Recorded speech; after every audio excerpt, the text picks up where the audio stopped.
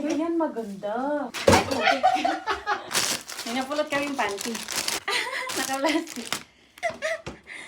May bibilhin lang sana kami sa labas, kaso may nakita kami mga damit na tinapon. Kaya sinama ko yung bago naming katrabaho para ma-experience niyang mamulot dito sa Korea. Pagkatapos nga naming mamili sa Daiso, ay binalikan lang namin yung mga damit na tinapon. At may napulot pa kami mga digulong, para hindi na kami magbuhat-buhat, o diba? Package yarn. Na-na-na-na-na-na. O diba, hindi ka nahirapan. Diba? May gulong. Ayan o, may gulong. Nakapulot na ng damit. Nakapulot pa na ng bigulo. Oh, saan ka pa? Sana all Korea. Kahit nagkanda hirap-hirap magbitbit, for the go, go lang ng go at may napulot pa akong panty. Panty kayo dyan. Ay, skirt. Nag-skirt ka?